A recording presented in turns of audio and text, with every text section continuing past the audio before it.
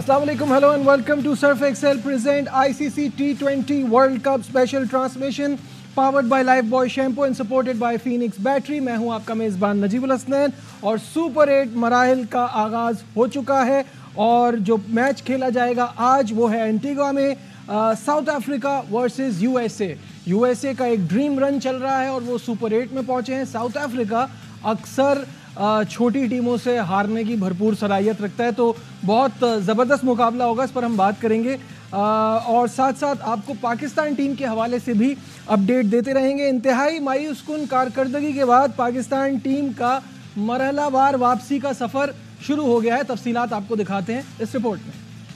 जी, मेरे साथ मौजूद है मेरा पैनल, कामरान अकमल, बासित अली और शाहिद हाशमी। अस्सलाम वालेकुम, वेलकम टू द शो। वालेकुम अस्सलाम। सबसे पहले क्योंकि शुरुआत में ही ये टॉपिक छिड़ गया है और हमारा आज आस्क एक्सपर्ट का सवाल भी कुछ ऐसा ही है, तो स्क्रीन पे हैशटैग आस्क एक्सपर्ट का सवाल भी आ जाएगा स्क्रीन पे। फैज़ान का कहना है कि कैप्टन लीड करता है, टीम को लड़ाता है, लेकिन टूर्नामेंट से बाहर होने के बाद टीम को लीड नहीं कर रहे, बाबर को साथ आना चाहिए था। तो ये मैं आप तीनों से चाहूँगा कि पहले इसका हम सवाल दे दें कि ये टीम जो आई है तो ये हिस्सों में क्यों आई है और इसमें कप्तान और कुछ खिलाड़ी रह गए हैं। देखिए, उनकी अब टूर्नामेंट तो ख़त्म हो गया और फैमिलीज भी गए हुए हैं, तो अब कोई इशू नहीं, जहाँ मर्जी जाएं। अगर चेयरमैन क्रिकेट बोर्ड अगर बुलाते सारी टीम को तो डेफिनेटली सब ने आना था। उन्होंने कहा जाने के लिए तो ज़रूर जाना चाहिए। अगर टाइम है आपके पास, क्रिकेट आ गया, नेक्स्ट जो है लंबा टाइम है, गैप है, तो मेरे ख्याल से इसमें कोई इशू नहीं है। अगर चेयरमैन चाहते तो डेफिनेटली। बासित भाई, your take on this? Pakistan में गर्मी ज़्यादा है ना। अच्छा, तो अच्छा मौसम थोड़ा, जब गए टीम पे साथ है तो वापस टीम पे साथ ही आए ना। दिस इज माय पॉइंट कि आप वापस आके चले जाएं जहां दिल चाहना है। आप एक असाइनमेंट पे गए थे, आप साथ गए, साथ आए, पता चले हारने के बाद भी आप एक हैं। ग्राउंड में तो नजर नहीं आए एक है, तो अब जब वापस आ रहे हैं जब भी पता चल रहा है एक नहीं है। सीधी सी बात है। जीते हुए होते तो सब साथ आते हैं, हारते हैं, शिकस्त होती है तो भी उसका जाहिर है हाथा होना चाहिए, उसको कबूल करते हुए साथ वापस आना चाहिए। टीम साथ गई थी, साथ आना चाहिए कप्तान। तो देयर इज नो क्वेश्चन कि ऑब्वियसली इससे पता चलता है कि आप, एक तो हार का भी स्ट्रेस है, वो भी नहीं लेना चाह रहे, साथ एक साथ वापस नहीं आ रहे, और दूसरा ये कि जैसे बासित भाई ने कहा कि जब साथ गए हैं तो साथ आए। नहीं, देखिए 2007 में हम लोग भी पहले राउंड से ही बाहर आ गए थे। हम सारी टीम आ गई थी वापस। एक दो लड़के इंग्लैंड में रुकना चाह रहे थे, रुक गए थे, कोई ऐसी बात नहीं है। लेकिन ये है कि क्या कह सकते हैं, अब जब तक आपके चेयरमैन क्रिकेट बोर्ड अगर बुलाएगा नहीं, कोई मैसेज नहीं देगा, अगर आते साथ ही मीटिंग रखते, मुलाकात करते, तो डेफिनेटली आना था। मीटिंग और मुलाकात कहाँ करते ना, स्टेडियम मुकम्मल है, तोड़ दिया गया, एकेडमी तोड़ दी गई है, तो इसलिए जगह नहीं है। एनसीए में चल रहे हैं ना काम, सारे वहाँ हो रहे हैं। एनसीए भी रुकी हुई है। अच्छा। वो भी मेरे ख्याल से उसकी भी डेंटिंग पेंटिंग हो रही है। ये सब एक साथ हाँ, ये डेंटिंग पेंटिंग जो है ये खेल की होती तो ज़्यादा अच्छा था, अभी बाकी चीज़ों में ज़रा ज़्यादा लगे हुए हैं बिकॉज ऑफ चैंपियंस ट्रॉफी। जो डेंटिंग पेंटिंग होनी चाहिए थी, अनफॉर्चुनेटली रास्ता थोड़ा सा तब्दील हो रहा है, चेंज हो रहा है, जो मेरे लिए लम्हा फिक्रिया है। जो ओरिजिनल डेंटिंग पेंटिंग होनी चाहिए, जो सर्जरी होनी चाहिए, गलत रिपोर्ट दी जा रही है। दुआ यही है अल्लाह ताला से कि अल्लाह ताला ओरिजिनल जो डेंटिंग पेंटिंग या सर्जरी है वो होनी चाहिए। आपका इशारा किस तरफ है? क्या रिपोर्ट गलत दी जा रही है? क्या इसमें क्या इन्फॉर्मेशन है? जिन्होंने रिपोर्ट बनाई है, गैरी क्रिस्टन का नाम सामने आएगा। मैं ये नहीं बोल रहा किसने, गैरी क्रिस्टन का नाम सामने आएगा कि कोच ने ये न्यूज़ दी है, रिपोर्ट दी है। अभी आपको न्यूज़ मिल रही है ना, ये अंदर की जो बातें बाहर आई हैं कि कोच बहुत नाराज़ है, यूँ एका नहीं है, 4 लड़के इधर, 5 लड़के इधर। शक्ल गैरी क्रिस्टन की दिखाई जा रही है, लिखाई पढ़ाई दूसरे आदमी की। अच्छा, अभी भी जाहिर है कोच अपनी रिपोर्ट देगा, मैनेजर अपनी रिपोर्ट देगा, और रिपोर्ट देनी चाहिए जो भी मैनेजर हो, जिसको टास्क दिया होगा। अब ये क्रिकेट बोर्ड ने टास्क दिया होगा, मेरे हिसाब से शायद वहाब रियाज ही देगा, इसलिए कि वो चेयरमैन से क्लोज भी है, उसको अकाउंटेबल भी होना चाहिए कि मैं अकाउंटेबल हूँ जो भी चीज़ें की, और being one of the selectors, इसलिए भी वहाब रियाज को अकाउंटेबल होना होगा और रीजनेबल अपनी रिपोर्ट दे। और जिस तरह की ये गैरी कर्स्टन की बात सामने आई थी, अव्वल तो आनी नहीं चाहिए थी, और अगर आ भी गई तो मैंने भी 3 प्लेयरों से कंफर्म किया है, उन्होंने कहा कि उसने यूनिटी के ऊपर कोई बात नहीं की, उसने स्किल सेट के ऊपर बात की, उसने कहा कि हम अच्छा खेल पेश नहीं कर सके, लेकिन उसने ये कभी भी नहीं कहा कि यूनिटी नहीं थी और टीम डिसजॉइंटेड नज़र आई। ये थोड़ी सी उसी खबर में एग्जिजरेशन है और जगह से जहाँ से खबर आई थी वहाँ पे भी यही खबर है कि एक प्लेयर ने नाम जाहिर ना करने की शर्त पे बताया कि यूनिटी के ऊपर उसने कोई बात नहीं की। अच्छा, यूनिटी के ऊपर उसने बात नहीं की, लेकिन यूनिटी थी नहीं, क्योंकि नजर तो हमें ग्राउंड में भी नहीं आ रही थी। आप ग्राउंड की बात क्या कर रहे हैं? जो टीम वापस आ रही है देख लेना कितनी यूनिटी है, इसमें भी कोई बात करने वाली बात है यार। जब गए हैं साथ तो वापस भी साथ आओ यार। स्किल, परफॉर्मेंस, ये सारी चीजें आप डाटा से, आप अपनी परफॉर्मेंस से, अपनी जो भी रिजल्ट है उनसे साबित कर सकते हैं, लेकिन डिसयूनिटी आप ऐसी चीज है जो आप साबित नहीं कर सकते। नहीं, वो तो बात ठीक है, लेकिन आप नजर आती है, मेरा और आपका ओपिनियन डिफरेंट होगा। मैं कहूंगा नहीं मुझे तो यूनिटी नजर आई, लड़के एक दूसरे से मिल रहे थे, आउट करने पे गले मिल रहे थे, लेकिन किसी और का ओपिनियन दूसरा हो सकता है कि उन्होंने उनको नजर नहीं। देखिए ये अब टीम हार गई है, इतना प्रेशर, इतना क्रिटिसिज्म मेरे ख्याल से इससे पहले कभी नहीं हुआ जो अब हुआ है। तो थोड़ा मेंटली भी रिलैक्स, हम लोगों को ये क्रिकेट की हद तक मेरे ख्याल से बात करनी चाहिए। ये काम पीसीबी का क्यों नहीं आए, जब आएंगे पूछ लेंगे, लेकिन यहाँ तक जाना, फैंस का जाना, जैसे हारिस रऊफ के साथ कल हुआ, आजम के साथ हुआ, आजम के साथ हुआ, जैसे आजम कहीं खाने खाते हुए इतना फॉलो करना, थोड़ी स्पेस देनी चाहिए, उनका हक है। अब क्रिकेट नहीं है, जाने दें, जब क्रिकेट स्टार्ट हो जाएगी तो फिर उस वक्त पूछा जाएगा। मेरे ख्याल इतनी डिबेट करने की जरूरत नहीं, प्राइवेट लाइफ को थोड़ा सेपरेट ही रहने दे तो ज्यादा अच्छा। कौन सी प्राइवेट लाइफ? मतलब अब शुरू उनकी होगी। नहीं, जो आप तस्वीरों की बात कर रहे हैं, that I agree with you 100% कि वो कोई भी बाहर जाके खा रहा है, उस खाने की वजह से उसकी परफॉर्मेंस पे जो असर हो रहा है, बात उस पे करें, उसके खाने पे बात परफॉर्मेंस। आप जो गैरी की बात कर रहे हैं इसके साथ ही रिलेट कर रहे हैं ना, जो ये बातें हो रही हैं। तो ये हम लोग जब कहते थे उस वक्त क्या होता था, उस वक्त कोई यकीन नहीं करता था। जब हफीज़ ने नंबर 3 पे किया था उस वक्त टीम के लिए मैं चला गया था। अब गैरी ने बात की है, नहीं गैरी ने बेहतर समझा पाकिस्तान की टीम के लिए, मैं 3 पे आ गया। तो देखिए ना, हम लोग अपनों को कैसा समझते हैं, कोई गोरा के बात तो उसकी बात को ज़्यादा अहमियत देते हैं। तो मसला ये है कि वो भी पाकिस्तानी है, उसने भी पाकिस्तान को सामने रखते हुए, आपको देखते हुए, टीम को सामने रखते हुए किया, लेकिन ये चीज़ें, इख्तलाफात ऐसे ही बढ़ते हैं। तो थोड़ी रिस्पेक्ट अपने प्लेयरों को भी देनी चाहिए। जब हफीज़ ने साहबजादा फरहान को 7वें नंबर पे भेजा तो क्या हमने जब बात नहीं बोली कि गलत भेजा? बोली, बिल्कुल हमने। तो क्या उसने वो सही करा था? मैं उस वक्त सिलेक्शन कमेटी में था, मैंने उसको कहा था कि आपको, जैसे बस भी बात करते हैं कि आपकी सिलेक्शन कमेटी में 5-5 ओपनर गए, बिल्कुल सही है, उनकी राय है। क्यों गए थे? हमने ये तो नहीं कहा था कि 5 के 5 खिला लो, हाँ सबको एक साथ खिला ले। सीरीज का एक्सपेरिमेंट करने का काम होता है। हमने कहा था रिजवान, बाबर, मैंने कहा था इनको सारे मैच ना खिलाना, आप बीच में इनको रेस्ट करवाता रहना, हर मैच में ये दोनों इकट्ठे ना खेले, आपका बैकअप भी तैयार हो जाएगा, ये भी प्लेयर टेस्ट हो जाएंगे। हमने ये कहा था। बाकी हफीज़ की मर्जी और शाहीन की मर्जी, वो कप्तान थे, लेकिन हमने तो ये सोच के 5 ओपनर डाले थे, मिड ऑर्डर भी थे कि आप इनको एक्सपेरिमेंट ज़रूर करना, ये टाइम हमारे पास और प्लेयर हमने डेवलप करने, क्योंकि हमारे बैकअप में नहीं है। तो ये रीज़न था उस वक्त। 5 मिडिल ऑर्डर इफ्तिखार भी था, वो अभी भी था, इफ्तिखार भी था, आजम खान भी, वो अभी भी है, अभी भी है ना। लेकिन वो हमने कहा था कि आपने खिलाना है उनको, कि आप ये नहीं कि साहिबजादा को, हसीबुल्लाह को आप मिडिल ऑर्डर में खिलाएं।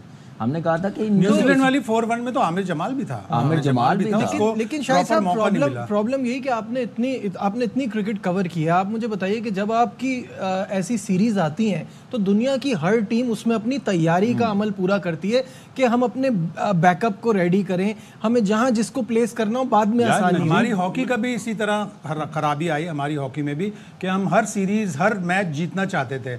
बहुत से ये यूरोपियन नेशन आप जितने भी देख लें हॉकी के, जर्मनी, हॉलैंड, ऑस्ट्रेलिया दूसरे जोन में आती है, ये सारी टीमें जब भी कोई छोटा टूर्नामेंट खेलती थी या बायलैटरल खेलती थी तो अपनी एक्सपेरिमेंटल बेसिस पे ट्राई करते थे। हम कभी एक्सपेरिमेंटल, अगर हम नेदरलैंड में खेल रहे हैं, स्कॉटलैंड में खेल रहे हैं, आयरलैंड में खेल रहे हैं, हम कभी आजमाते ही नहीं नए प्लेयरों को। और आयरलैंड में आप देखें, आयरलैंड में भी कोई मैच नहीं खिलाया अबरार को, इंग्लैंड में भी कोई मैच नहीं खिलाया, वर्ल्ड कप में भी कोई मैच। इसी तरह हसनैन 2019 वर्ल्ड कप का पार्ट था, एक मैच खेले बगैर वो वापस आ गया। और उससे पहले आबिद अली ने सेंचुरी की, वो वर्ल्ड कप का हिस्सा नहीं बन सका। शान मसूद को खिलाते रहे, सरफराज चाहता था कि 2019 वर्ल्ड कप में वो हिस्सा, वो नहीं बना। तो हमारे प्रॉब्लम्स ये चलते आ रहे हैं। प्रॉब्लम ये अभी चलते हुए आए हैं, ये पहले नहीं होता था। हम लोग, मुझे याद है, मैं अपना डेब्यू जिम्बाब्वे सीरीज से किया मैंने, मैं खेल रहा हूँ, मैं वो भी 3 मैच खेल रहा हूँ।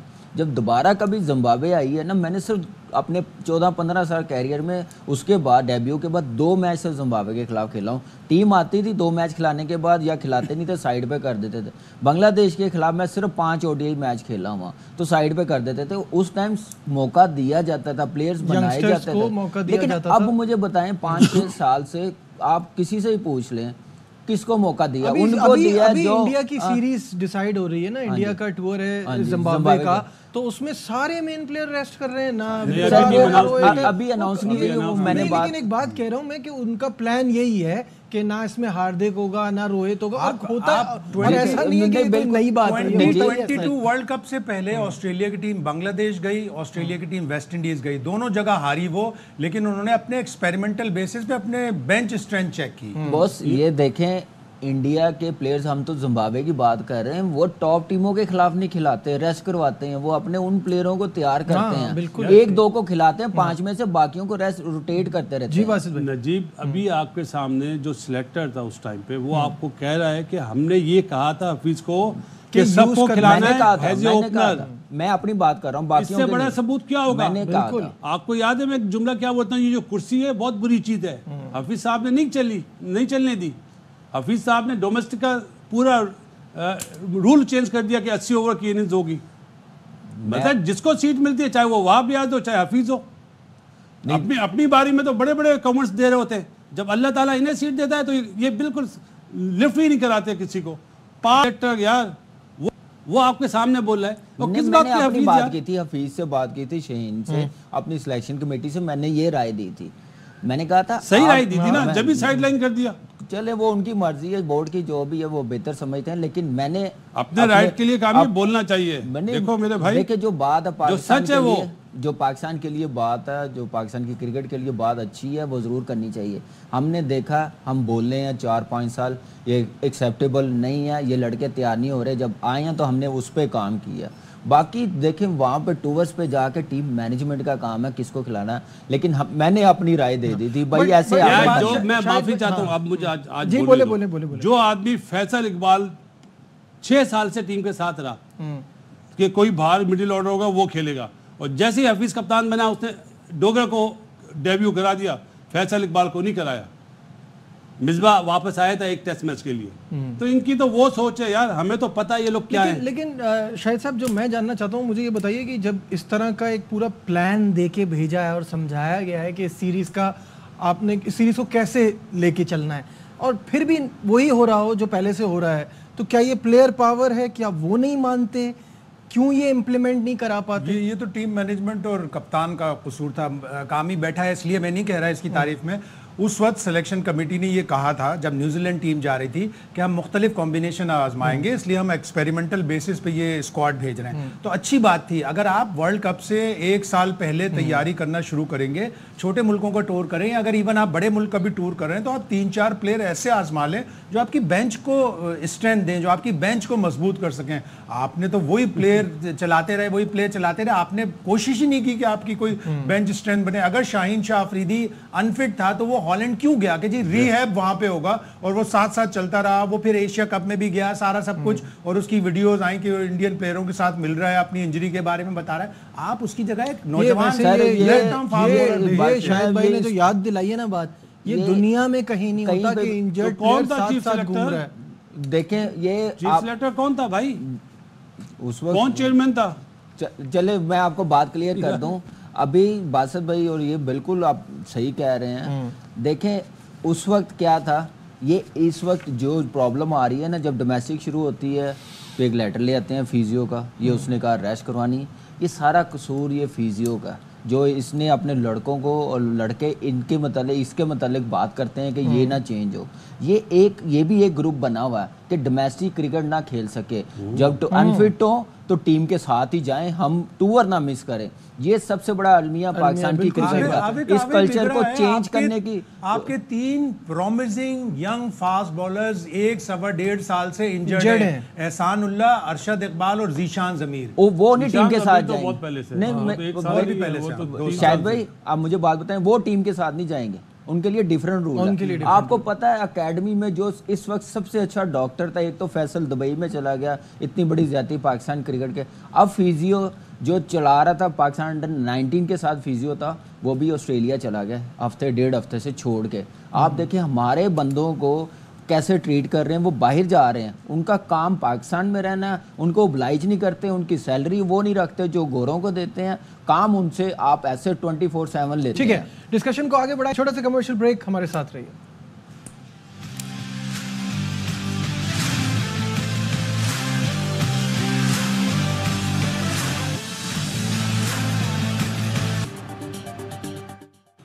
Glad to have you back once again to a special transmission। और नाजरीन, बड़ी डेवलपमेंट ये है, और सुबह से आप देख ही रहे होंगे ये खबर कि न्यूजीलैंड की वर्ल्ड कप में ख़राब परफॉर्मेंस के बाद केन विलियमसन ने वाइड बॉल की क़यादत से दस्तबरदार हो गए हैं, और सेंट्रल कॉन्ट्रैक्ट से भी इनकार के बाद अब उनको कंप्लीट अपनी अवेलेबिलिटी शो करने की ज़रूरत नहीं है। तो पहले अपडेट शाहिद भाई से लेते हैं। शाहिद भाई, केन विलियमसन रियलाइज़ किया उन्होंने कि ये फॉर्मेट में वो सूट नहीं कर रहे हैं और उनको छोड़ देना चाहिए, और उन्होंने छोड़ दिया। जेंटलमैन क्रिकेटर है वो, और वो पहले से सोच के गया होगा कि अगर T20 वर्ल्ड कप में अच्छे रिजल्ट नहीं आएंगे तो मैं ये छोड़ दूंगा। एक जनरेशन ऑफ प्लेयर्स न्यूजीलैंड की जाएगी, टिम साउदी जाएगा, ट्रेंट बोल्ट ने तो वैसे ही ऐलान कर दिया, केन विलियमसन और एक आध प्लेयर और जाएंगे, और उन्होंने अपना बैकअप तैयार कर रखा है। कहाँ तैयार किया? 2 सीरीज पाकिस्तान में भेजी उन्होंने, और उन्होंने अपने फास्ट बॉलर और बहुत से प्लेयर तैयार कर लिए हैं आगे के वर्ल्ड कप के लिए। बिल्कुल ऐसा ही है। न्यूजीलैंड फाइनेस्ट, हमारे पास एक स्टैट है, वो भी स्क्रीन पर आ जाएगा। बासित भाई, रियलाइज़ किया केन विलियमसन ने कि स्ट्राइक रेट वैसा नहीं है, चीज़ें ऐसी नहीं चल रही हैं जैसी मॉडर्न डे क्रिकेट में होनी चाहिए, और उन्होंने कप्तानी पे भी उनके बहुत सवाल उठे, खुसूसन ये जो इस T20 वर्ल्ड कप में। क्या आपको लगता है बाबर आजम भी ये रियलाइज़ कर रहे होंगे, उनकी तरफ से भी कोई इस तरह का फैसला आने का कोई चांस नज़र आता है? बाबर पे तो मैं बाद में बात करूंगा। आपने एक सवाल करा था मुझसे 3-4 दिन पहले, ग्रेड्स ये होते हैं ग्रेड्स। केन विलियमसन उसकी परफॉर्मेंस बोलती है वो ग्रेट प्लेयर था, वाइट बॉल से भी हटा है। बस ये मालूम करना था फ्रेंचाइज लीग क्रिकेट भी छोड़ रहा है या नहीं। नहीं, अभी तो वो अभी खेलेंगे। हाँ जी, थोड़ी बहुत खेलेगा क्योंकि वो अभी लेकिन फुल अवेलेबल नहीं है ना। बहुत बड़ा मतलब एम्बेसडर रहा है, एम्बेसडर ऑफ द गेम, या दुनिया में उसने परफॉर्म करा है। देखें दुनिया में, इंडिया से लेके Australia, south Africa, England, Pakistan में 200, बांग्लादेश में 200, ये था ग्रेड्स। और रही बात आपकी जो कप्तानी उसने छोड़ी, वो तो हम पहले ही बोल चुके हैं कि इसका आखिरी वो होगा। और जो आपने बाबर आजम को बोला ना, बाबर आजम को सबक सीखना चाहिए केन विलियमसन से, कि जब उसकी कप्तानी इतनी अच्छी नहीं हो रही, उसकी परफॉर्मेंस इतनी अच्छी नहीं हो रही, तो मुल्क के खातिर वो स्टेप डाउन कर ले। क्योंकि पहले ये बात होती थी कि कामरान कुछ हंसे किसी बात पे। मैं एक बात याद आ गई थी कि आप कर ले सवाल, फिर मैं वो भी थोड़ी सी टाइम हुआ तो शेयर मैं कर सकूं। क्योंकि जब भी आप बाबर पे क्रिटिसिज्म करें तो उनके फैंस ये कहते हैं कि उनको किंग जो है आपने नहीं बनाया, दुनिया ने बनाया। तो अब दुनिया ये बात करने लगी है, जैसे कि हमने दिखाया माइकल वॉन ने, वीरेंद्र सहवाग ने, और बहुत सारे लोग ये कह रहे हैं कि मॉडर्न डे की क्रिकेट में आप ये 101, 110, 112 ये स्ट्राइक रेट पे नहीं चल सकते। तो इस पर क्या कहेंगे आप? देखिए, कंडीशन इस वर्ल्ड कप में टोटली डिफरेंट थी। आप इससे पहले आप कह सकते थे अगर ऐसी परफॉर्मेंस आती। और जहाँ तक केन विलियमसन, मेरे ख्याल से ब्रेंडन मैकलम के बाद इसने न्यूजीलैंड की क्रिकेट को बहुत ऊपर लेके गया, अपनी कैप्टनसी में प्लेयर्स भी बनाए, टीम की परफॉर्मेंस भी लेके गया ऊपर, नंबर 1 भी टेस्ट में, ओडीआई क्रिकेट में बड़ा अच्छा परफॉर्म किया। अगर ये बात कर रहे हैं कि वर्ल्ड कप अच्छा हो ना जाता तो डेफिनेटली उसने, मेरे ख्याल से अच्छा भी कर जाता तो उसने छोड़ देना था, क्योंकि वो इन चीजों के पीछे नहीं जाते, वो अपना ड्रैग नहीं करते। केन विलियमसन का ट्विन ब्रदर है, ट्विन ब्रदर केन विलियमसन का, वो उसका सबसे बड़ा क्रिटिक है, और वही उसका शेख सादी भी है। देखिए हर प्रोग्राम में शेख सादी का जिक्र, उसने उसे बोला ना, तो मेरे ख्याल है बाबर को चाहिए शेख सादी से मशवरा ले ले। अच्छा, बिल्कुल 40 सेकंड से गए आज के मैच पे। साउथ अफ्रीका ने क्या करना है कि उन्होंने वो जो हिस्ट्री उनकी चलती रहती है पीछे, पाकिस्तान से तो खैर बहुत बेहतर है, कोई मैच नहीं है साउथ अफ्रीका यूएसए का। मेरा सिर्फ यही है कि ये कंट्री के लिए खेलते हैं, कप्तानी करते हैं, तो एक ग्रेट कप्तान है। और जो हंसी आई थी वो वक्त नहीं रहा, कल कर लेंगे बात जी। वो ये स्टोरी जरूर बताऊंगा। साउथ अफ्रीका लेकिन मैच आसान नहीं होगा, मैच मजेदार होगा, और यही हम चाहते हैं। आज ट्रांसमिशन में बस इतना ही। दीजिए अपने मेजबान नजीबुल हसनैन को इजाजत, अपना बहुत ख्याल रखिए, अल्लाह हाफिज।